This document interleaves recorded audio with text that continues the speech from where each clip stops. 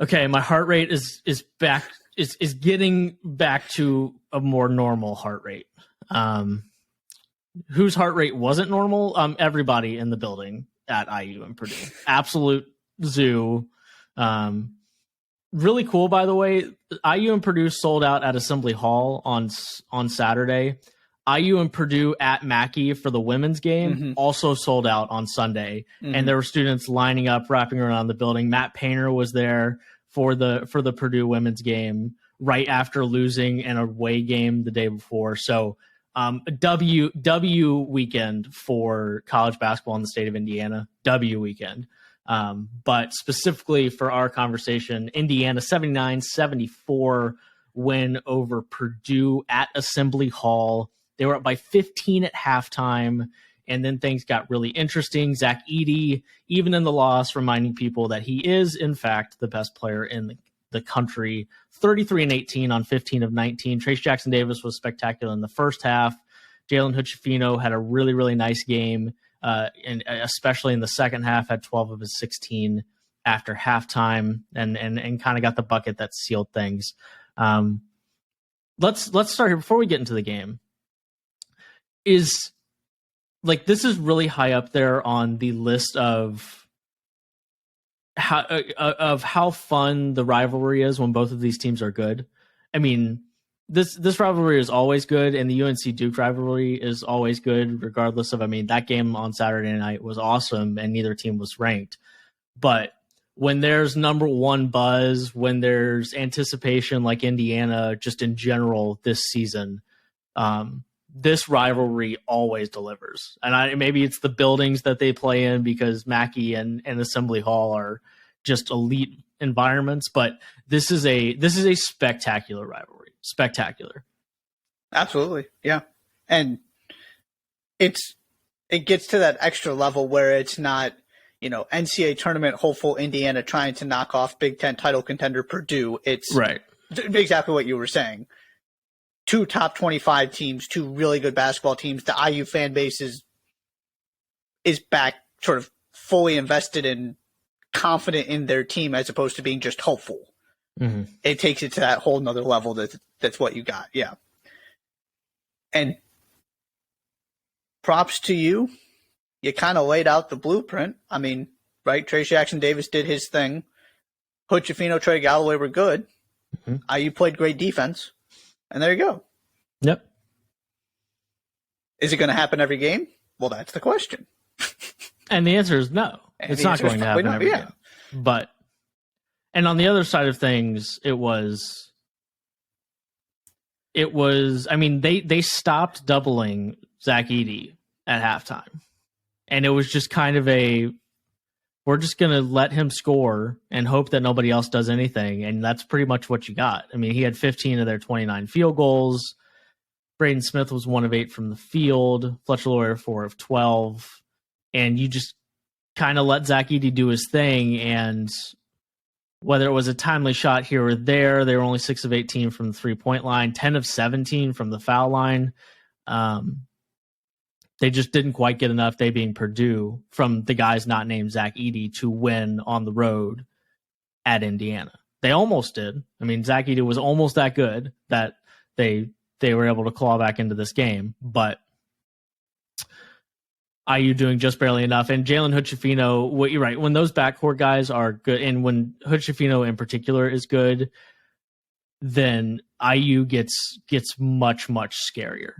Right, it just feels like there's so much to handle, and they were so physical. They're generally physical, but they were so physical in this game, especially out of the gates. And that combined with the environment, Purdue looked shell-shocked early in the game. They just looked like it was like, wow, this is not the Breslin Center, and it took them it took too long to recalibrate, to use a word that Matt Painter used after the game. It took us until halftime to recalibrate. And at that, but you can't give a team like IU at Assembly Hall 15 points. If you give them 10, then, simple math, you're going to overtime. So, but giving them 15 is a really, really deep hole to climb out of that they weren't quite able to get themselves out of. Which is where I want to kind of push back on the second half strategy for IU. I mean, it didn't work. No, they got it didn't. thoroughly outplayed in the second half. Yes, and they did. Edey just got his hook shot whenever he wanted. Yeah, because they stopped doubling, and which is where I get back to the fact that they still nearly won this game is proof that Purdue is the best team in the country. They had an awful first half. They turned the ball over a bunch. 11 times, I believe. Yeah, in the first half. They weren't ready. And like you said, you got everything you needed, right? They didn't play well in the first half. IU got all the role players. Trace Jackson Davis was spectacular. You lay that set of circumstances out, Purdue's not winning that game. Mm-hmm. But how often are you going to get that set of circumstances happening? Because just about everything went wrong, and Purdue still almost won. Mm-hmm. And it looked like for a hot second there, they were going to. And then, to Indiana's credit, they made just enough shots at kind of important junctures to never let Purdue, sort of take the lead and take complete control. It was always, they were sort of clawing their way back in, but they never got all the way there. And then, Hutchefiner kind of finished it. That and Braden Smith's turnover, which is. Did you see Zach Edey's thing? Yes. This is the other thing I want to. Can I get on my soapbox for a second? Please. I saw the word leadership get thrown around a lot with that, and also shout out to our friend Kelly Hallinan for. She's very good at social media. She's very good at social media. Yeah, she's doing a great job up there at West Lafayette. I saw a bunch of leadership attached to it, and yes, that's correct. But stopping at leadership does a disservice to what happened on that podium, and it does a disservice to Matt Painter, which is where I want to get with this. Braden Smith also completely owned his turnover, right? He didn't shy away from it. He explained what happened and just said, I think his explanation was basically, it was there and then it wasn't, and I just waited too long to make the pass, which he's a freshman playing at Assembly Hall. It happens. And then, right, Edey takes the microphone and basically says, well, the rest of us were terrible in the first half, and that's also part of the reason why we lost this game. It's not just that one play, which is a testament to Edey's leadership. But there's also the cultural aspect of this, which is, right, leadership is the relationship part. The culture part is the expectations. That stuff happens because that's what's expected within Matt Painter's program. Mm-hmm. It's a credit to Edey, a credit to Smith, right? These guys are bought in. It's why they're so good, even though they're less talented than last season. Matt Painter finds guys who buy into what he's doing. That's why he doesn't care about rankings.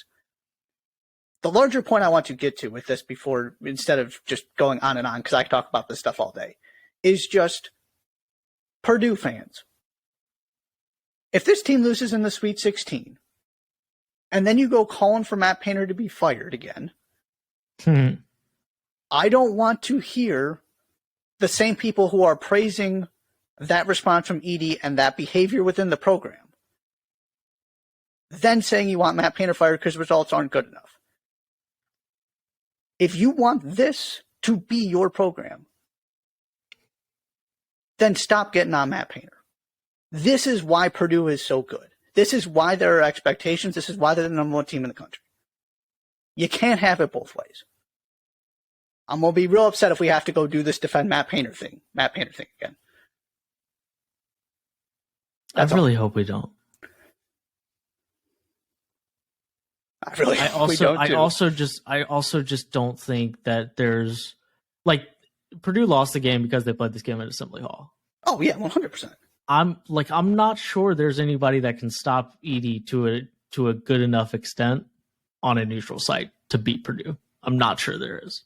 I'm not sure there's anybody that can stop Edey, period. Purdue beat themselves.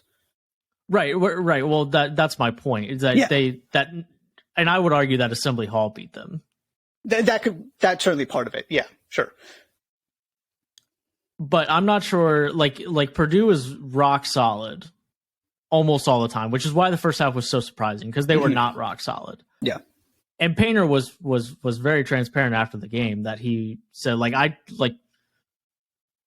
they knew that this was going to be different.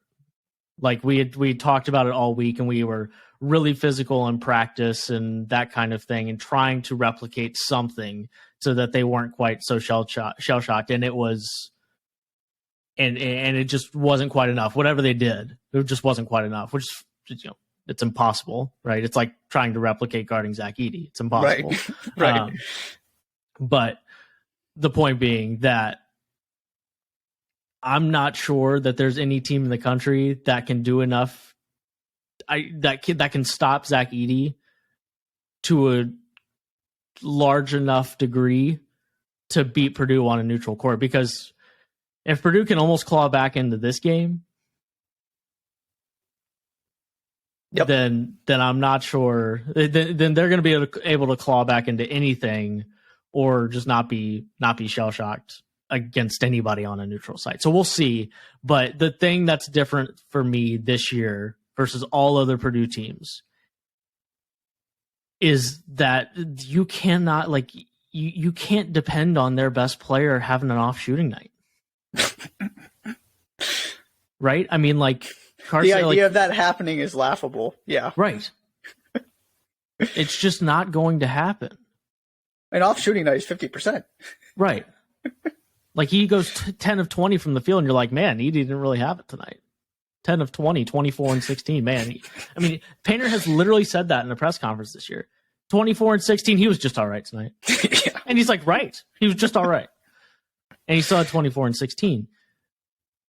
And in years past, right, one, they played defense way better than any other Purdue team has played defense. Yeah. Two, like Jaden Ivey is a high volume, low efficiency scorer. That's what he does. Mm-hmm. And you know, the teams that had, you know, your Dakota Mathias, help me, Vince Edwards, and who was the somebody, other? Who's the somebody point else? Guard? Who's the point guard? PJ Thompson. PJ Thompson. Like that team would also, like, Isaac Haas was of course great, but like those teams didn't function like this one did. No. And so I really hope that we don't have to have that conversation. I also think that it's ludicrous for any program, fans of any program, after your team wins multiple games in the tournament, to ask to call for coaches firing. I think it's crazy town. And I'm pretty confident it's a minority of Purdue fans. They're loud though. But you and I both know they exist. Yeah. Yeah. It's ridiculous. We'll take Matt Painter. I'll take Matt Painter, please. 100%. Yeah. It's more than leadership. It's what Purdue is. It's why they're great. Right? That's the expectation. Matt Painter expects his players to behave that way, and they buy in because they get it. It's not just Edey. It's a commentary on the larger picture, and you saying you want Matt Painter fired is saying you don't want a program that runs that way. The last thing I'll add here is that, if I'm Trace Jackson Davis, I'm eating, sleeping, and breathing Domantas Sabonis until I begin my NBA career. That is the path for Trace Jackson Davis. His stats this year and Sabonis' last year at Gonzaga are almost identical. Now Trace has 0 outside game right now, and Sabonis tried to spring. He took 15 threes in his last year at Gonzaga. Trace has taken 3 in all 4 years at IU. So it would be a big leap to turn Trace into the semi outside threat that Sabonis is at this point. He's taking a 3, just 1.1 threes per game right now in the NBA. But the way Trace passes, the way Trace plays defense, the way the decision making he has, that high pick and roll, make a good pass at the free throw line. You know, he's physical, he's tough. I think there is a path for Trace Jackson Davis to have a successful NBA career. Yeah. But I think that's where it needs to start. And of course, he's ultimately a undersized for his position in the NBA forward, and he'll need to expand his game. He'll need to, but I think it's possible. And I think he does everything else so well that even the opposing team having to have a half thought that he might shoot it and might make it would do wonders for him in the NBA. But every time I watch him play, he just does too many things well to at least not have a very real chance of having a prolonged NBA career. Just extend it to the elbow, right? Yeah, just give me something outside of the paint. Right, just have even if it's a Duncan. You're right. Even if it's a Duncan elbow elbow jumper or something. It doesn't necessarily have to be a three, but just give me something. Yeah, just to make people think when you set a pick what is going to happen. Right. To be able to stretch it that way. Yeah, no, I love that comparison. That's really good. I'm right there with you that somebody needs to give him a shot, and he's a special athlete on top of everything else. And also, life's going to get a little bit easier when every team's not trying to double and triple team you all the time. Mm-hmm. You know,